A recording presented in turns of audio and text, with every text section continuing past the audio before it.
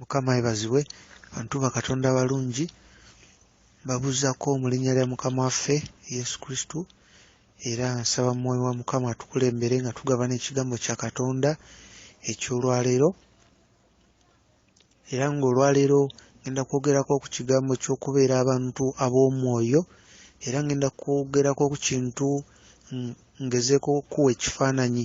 Bw'obeera mu mwoyo ki ky'olaba, era abo abali mu mwoyo biki bye balaba, era obeera otya naawe n'oba ng'olaba mu mwoyo, kubanga Bayibuli egamba ffe tuli bantu ba mwoyo.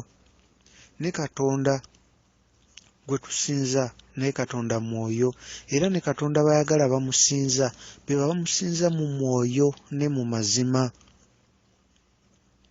Era ne tuba tusome mu kitabo kya Romans chapter 8 verse 9 watulaga nti abo abakulemberwa mwoyo mutukuvu era abalina omwoyo wa Kristo munda mu bo, beebo aba Yesu Kristo. Era Bayibuli etulaga Romans chapter 8 verse 9 awo wennyini walaga nti abo abatalina mwoyo munda mu bo, mwoyo mutukuvu, si ba Yesu Kristo. Kati weebuuze, ali ampuliriza, igwe oli wa Yesu Kristo? Osuubira, okiteebereza, olowooza otya, okimanyi, okikakasa?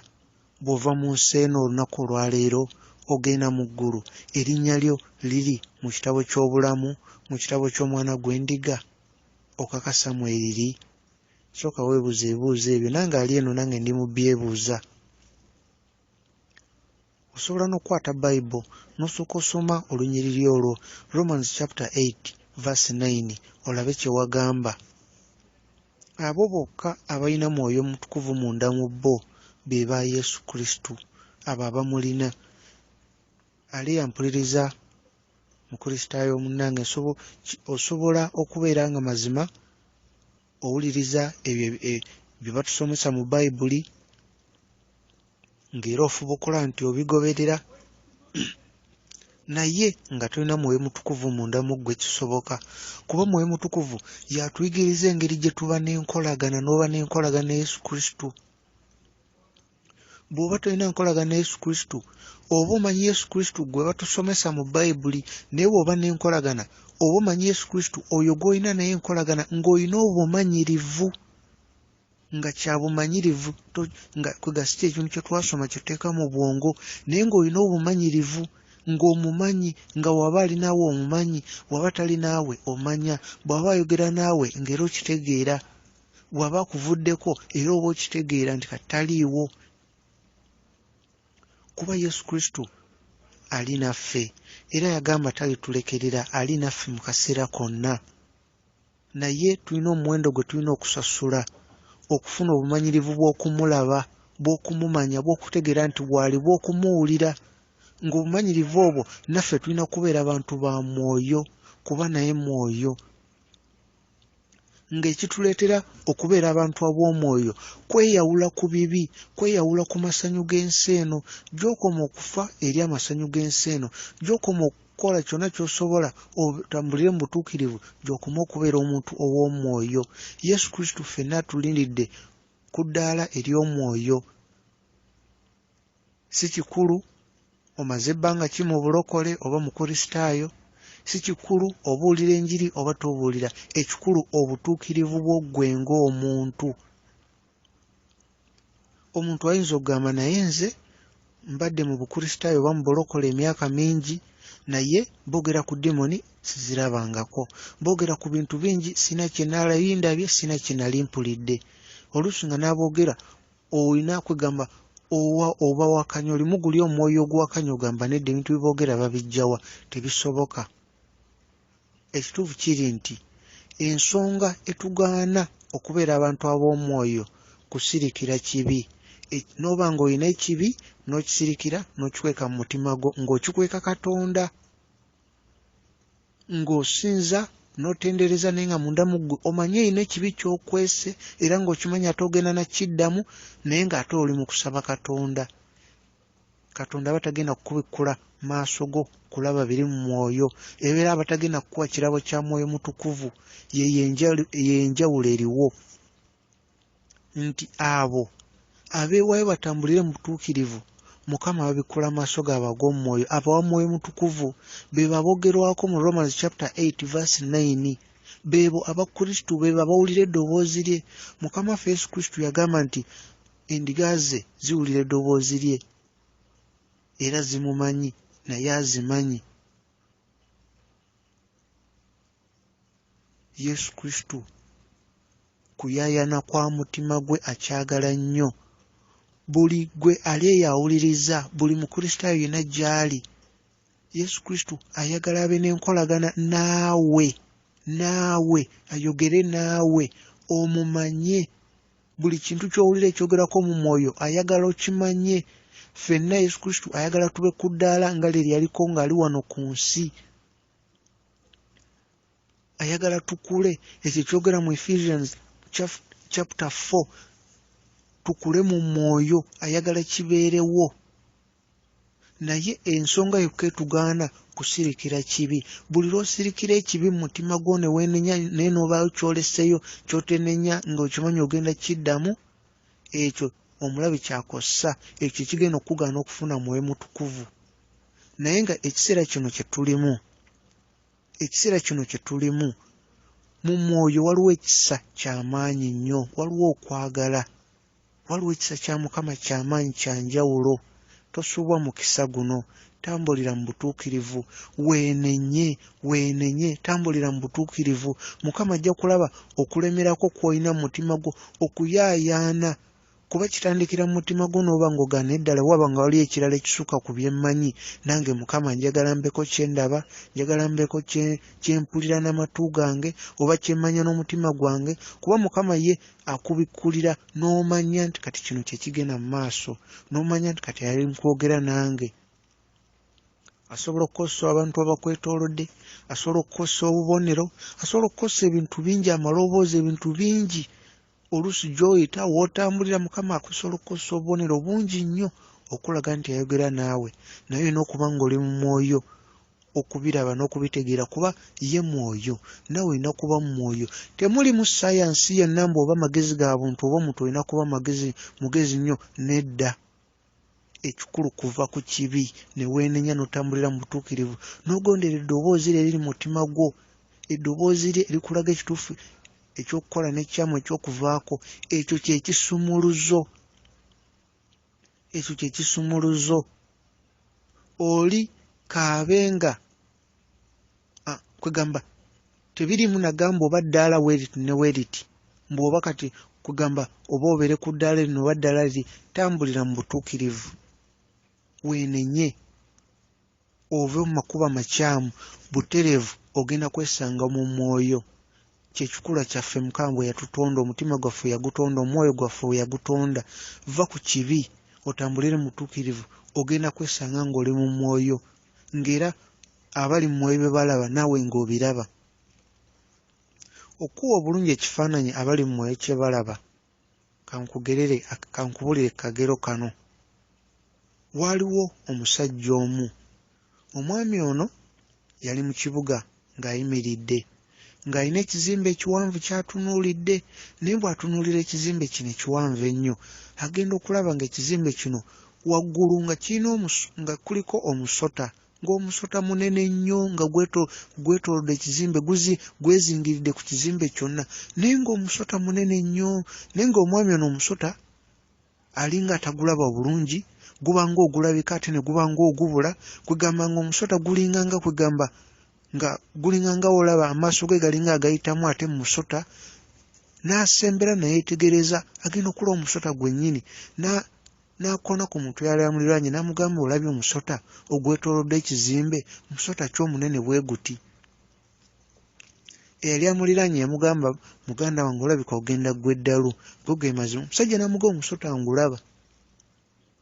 Agenda okutunuulira munne gw'agamba nti gwali mugamba nti omusota naawe ogulabye, nga munne emabega ate alaba waliyo kwegamba ebikulekule, kambiyita ebikulekule weebito, creatures ebirala birina amaaso 10, ebirala birina eriiso limu, byakula bulala, birina amayembe nga bingi biri mabega w'oyo.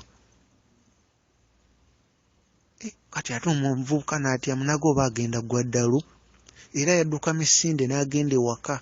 bwe yatuuka n'abewaka n'abanyumiza bye yalabye nabo tebabikkiriza era baamanya alabika omwami agenda gwa ddalu n'abagawo omusota ngulabye gubadde gwetoolodde ekizimbe n'omwami gwe abadde ayimiridde nange naye ng'alina ebintu ebimwetoolodde emabega ate nga bimugoberera bwe waagenda bimugoberera. Kati omwami ono n'ajjukira nti alina omusumba we ku kyakya musumba. Omusumba ono oluusi abasomesa ku dimoni. Omwami ono n'atumya omusumba nagawa waayo ayinza okuba yalabye dimoni zaawulira boogerako nga ate tazirabangako. Omusumba bwe yajja omwami ono n'amunnyonnyola ebintu by'alabye omusota gwe yalabye ku kizimbe n'ebikulekule bye yalabye ku muntu eyabadde amuliraanye nga bimugoberera. Musajja wa Katonda n'amugamba nti mutabani teweeraliikirira, Mukama ali mu kuzibula maaso go olabe ebiri mu mwoyo. Mukama ali mu kuzibula amaaso go olabe ebiri mu mwoyo. Toli mulalu naye buli kimu ojja kiyiga, wabula weebaze Katonda olw'ekirabo ekyo. Weebaze Katonda olw'ekirabo ekyo. Ate b'obuulira ne batabikkiriza tobanenya, kuba bambi nabo tebalabye ky'olabye tebakirabye, kati tobanenya. Ne musajja wa Katonda n'amugamba tugende tutambuleko ffenna, buli ky'olaba ombuuze nkubulire kye kitegeeza. Era ne bafuluma ennyumba ne batambula ng'omwami ono buli kyalaba aga musajja wa Katonda nti kati ndaba kino. Era obaali bakafuluma mu nnyumba n'amugamba waggulu n'engera ebinyonyi ebinene ennyo birina amagulu galinga g'abantu, n'engera ebikulekule eby'enjawulo bye twalabanga obulabi katugeze nga mu firimu biringa dragoni. Musajja wa Katonda n'amugamba mutabani, ensi eno gye tulimu ekyo ky'olaba ge mazima amatuufu, wabula bulijjo bibadde bikwekeddwa mu maaso go ng'ebikwekedda mu maaso g'abantu abalala, naye ng'ebyo bigenda mu maaso mu nsi muno. Ebyolaba bibuuka waggulu ezo eddimoni omulabe sitaani byakozesa, era ebyolaba waggulu ebibuuka ezo ddimoni zinoonya bantu bakutta na kuzikiriza kutwala mu muliro. Era omwami agenda okulanga ekimu ku ebyo ebiri waggulu ebibuuka nga kikutte ejjinja ne kibaako omuntu gwe kyakuba ejjinja, naye omuntu yasigala atambula naye ng'ejjinja lyamukuba. Omwami ono n'abuuza musajja wa Katonda, ate nga ekinyonyi ku bunene bwakyo kikanyuza ejjinja ne likuba omuntu oli ne nga asigadde akyatambula. Musajja wa Katonda n'amugamba nti kati biri by'olaba biri mu nsi ey'omwoyo. Mukama abikudde amaaso go olaba mu nsi y'omwoyo ne mu nsi eno ey'abantu aba bulijjo. Namugamba kati mu nsi ey'omwoyo tekwatagana n'ensi eya bulijjo. Mu nsi ey'omwoyo oli wakkuba ekintu kijjanga kirowoozo kikyamu, kijjanga kirowoozo kikyamu. Naga kati gwe bakubye ejjinja mu nsi ey'omwoyo gw'olaba jjinja, naye mu nsi eno etali ya mwoyo omuntu oyo waliwo ekirowoozo ekikyamu ekimujjidde mu bwongo bwe, omulabe sitaani kyaleese. Era omusajja wa Katonda n'amugamba buli kirowoozo kikyamu ky'ofuna kiba kyakajjamanya nti obwo bulumbi kuva wa mulabe, obwo bulumbi. Era genderawo mu lutalo oluyite omuliro mu linnya lya Yesu Kristo okirwanyise kisobole okugenda. Ekyo omwami n'akitegeera. Kaakati baaba era batambula, agenda okulengera ate omuntu omulala ayakaayakana omuliro nga yeetoolodde n'ekitangaala. Omwami ono n'abuuza musajja wa Katonda, ate abo abaakaayakana abo baba baliko ki? Musajja wa Katonda n'amugamba abaakaayakana abo abaliko omuliro omungi bwe gutyo, abalala bakanga omusana, abo basirikale ba Yesu Kristo. Abo bakulemberwa mwoyo era balina enkolagana ne Yesu Kristo, balina okumanya, balina experience mu kumanya Kristo ali munda mu bo, era balina enkolagana naye. Tebamanyi bumanya byawandiikibwa, wabula balina obumanyirivu ku Kristo omuntu, Jesus omuntu kikyali ali kuno ku nsi atambula mu bo ow'omwoyo, bamumanyi. Kwe kwakaayakana okwo kuba bakolagana naye era n'abalaga ekyokukola. Kakati era omwami ono n'agamba musajja wa Katonda ate abalala ate abakristaayo waliwo ate abeemulugunya ne bagamba naye waliwo bye tuwulira nga tetubitegeera, ne mu kkanisa oluusi tetubiwulirangako. Boogera ku dimoni, boogera ku ggulu erisooka, eryokubiri, ate ebintu ebyo bijja bitya? musajja wa Katonda n'amugamba ng'amaaso go Katonda we yasobodde ogazibula n'oba ng'olaba ebiri mu mwoyo, kati ate mu mwoyo mulimu omulabe Sitaani agalinga headquarter ze oba ekitebe kye gy'abeera. Kati eyo gye bayita mu ggulu erisooka n'eryokubiri, era abasirikale be bo bamulwanyisa naye batuukayo. Kati n'obaawo omuntu eyajja n'ayitawo, mukyala eyayitawo ng'aliko malayika ekutte ekiso emuwerekera emabega. Musajja wa Katonda n'amugamba kati olaba oyo aliko malayika erina ekiso emuwerekera, kati oyo gy'asabira asabira bwa musajja wa Katonda omutuufu aliko ekisa kya Katonda. Kati musajja wa Katonda omutuufu asabira abantu bonna abali wansi w'okuwuliriza eddoboozi lye, bonna ababeera mu kkanisa abasabira ne famire zaabwe. Kati ekisa ekiri ku musajja wa Katonda oyo kye kireetera bamalayika okugoberera abantu abo. Oluusi abantu abo balina ebintu bye bakozesa ebyasabirwa nga musajja wa Katonda yabisabira, oluusi ziba ngoye, obuluusi kayinza okuba akakomo, ebintu eby'enjawulo, kuba ebintu ebyo nabyo mu nsi ey'omwoyo bukuumi, nga woba nakyo malayika ajja naye kugamba abeera akukuuma olw'ekyo ky'oyambadde. Era musajja wa Katonda yagamba omwami ono nti buli muntu nga ddala abulirwa enjiri basajja ba Katonda batuufu alina obukuumi obw'enjawulo, kubanga eryo eddoboozi lye bawulira. N'ekirala musajja wa Katonda oba mukyala wa Katonda abeera abasabira, abeera intercedinga, aba agenda ewala ebuziba mu lutalo n'alwana olutalo olw'abo bonna abawulira eddoboozi lye, bonna aba alwana olutalo. Kati ekisa kya Katonda nakyo Mukama kyaba mutaddeko agabanyaako n'abo bonna abamuwuliriza. Musajja wa Katonda nga kyatambula n'omwami ono yazibuka amaaso kati ng'alaba ebiri mu mwoyo, n'abeera nga aga musajja wa Katonda naye lwaki buli omu talaba ebintu bino ebigenda mu maaso mu nsi? N'alaba Sitaani kyakola mu mwoyo. Sitaani ng'emyoyo mingi amaliriddo gitwala mu muliro, ate Sitaani ng'emyoyo mingi ne gye tuyita egy'eddiini ate nga agyolekeza mu nnyanja ey'omuliro.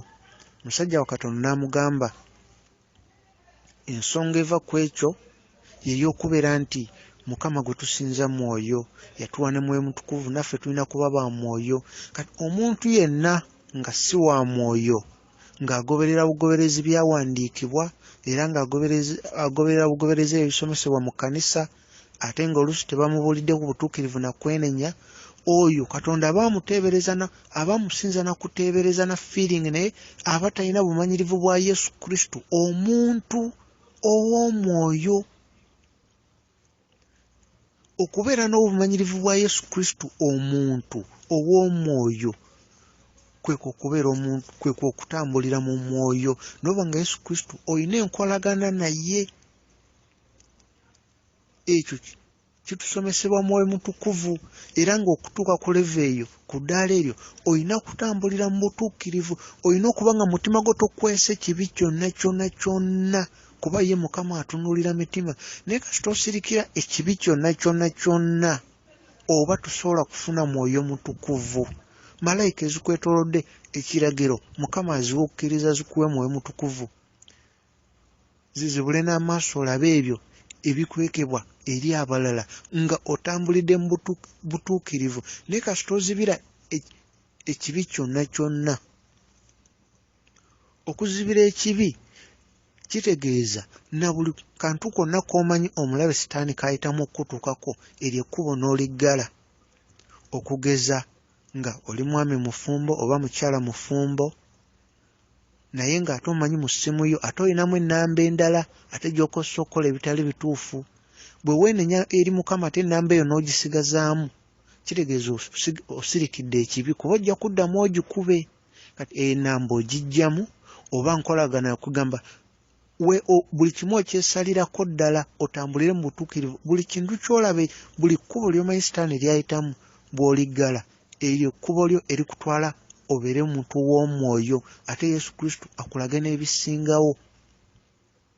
Obutuukirivu n'okwenenya kye kisumuluzo, obutuukirivu n'okwenenya. Awatali butuukirivu teri agenda kulaba Mukama Katonda, era awatali butuukirivu, awatali kwenenya, tewali ajja kubeera muntu wa mwoyo wadde okufuna mwoyo mutukuvu. Okwenenya obutuukirivu Mukama ajja kuwa mwoyo, ajja kwesiga n'amaanyi ge. Obutuukirivu, okwenenya, naye okusirikira ekibi n'okweka ekibi mu mutima ng'omanyi okikwese Katonda, Mukama teri kyatalaba. Buli kimu kiri mu kyangaala mu maaso ga Mukama. Obutuukirivu n'okwenenya, obutuukirivu, okwenenya. Buli kibi otula n'ogaa naye kati Sitaani ayagala kuyita wa, n'omanya kati Sitaani ayagala kuyita mu kino, ayagala kuyita mu ono oyo, n'omwesalako n'oyagala kugamba makubo gonna n'ogaggala.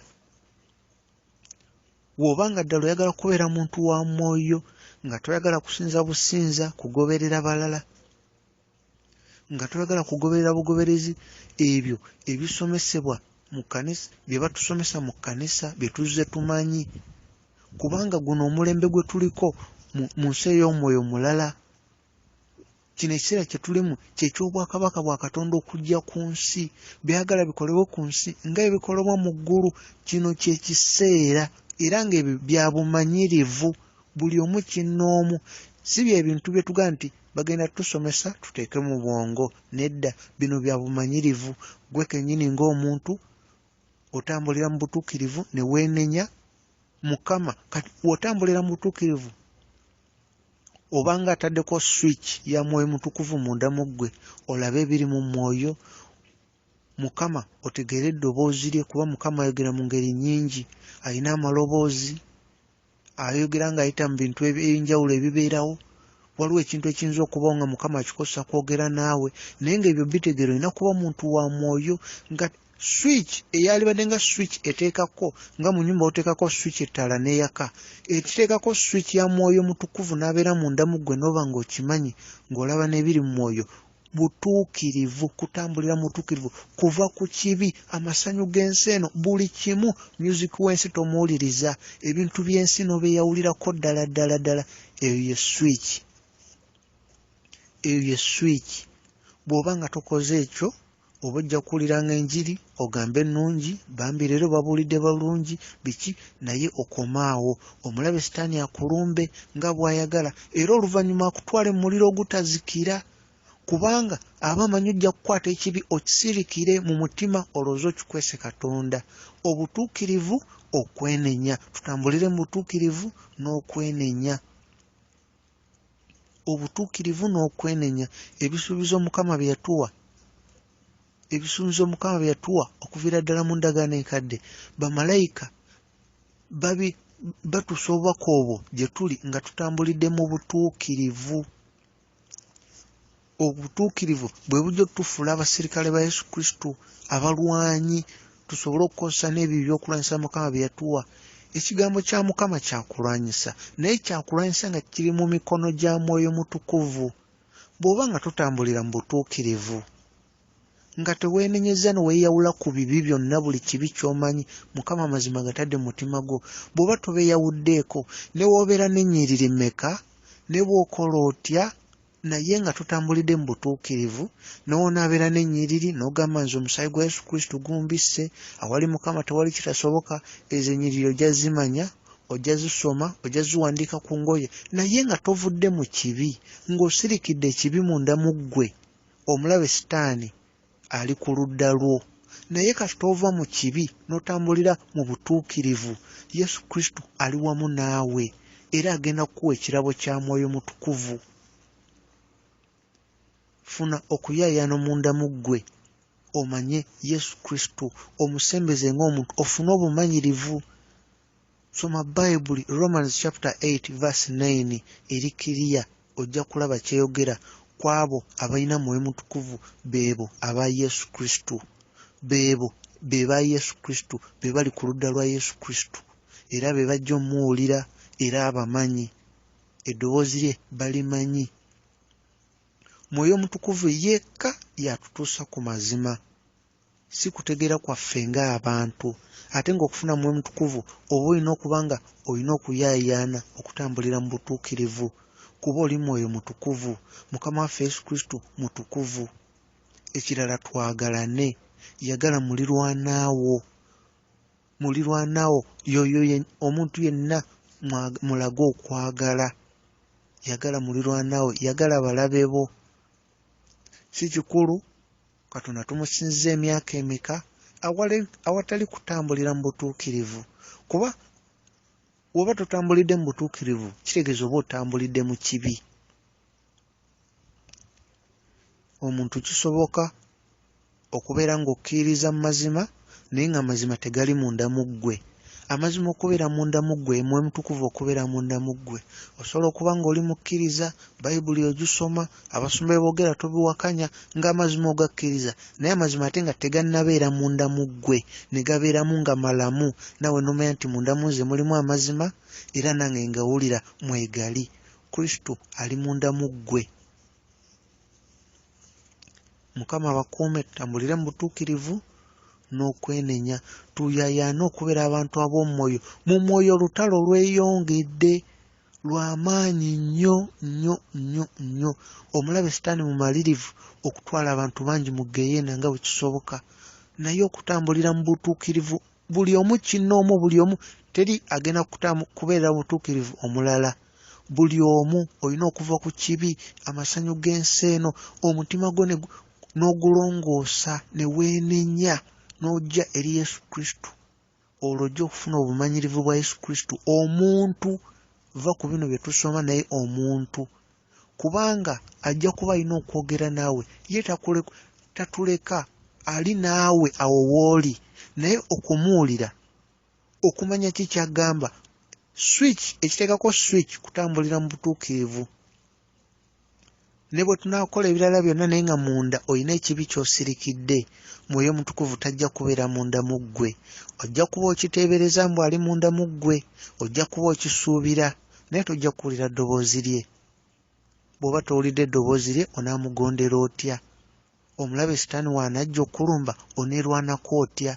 Ekigambo kya Mukama kyakulwanyisa nga kiri mu mikono gya Mwoyo Mutukuvu. Mwoyo Mutukuvu yekka yatulaga amazima, obutuukirivu, okwenenya. Mukama bakuume.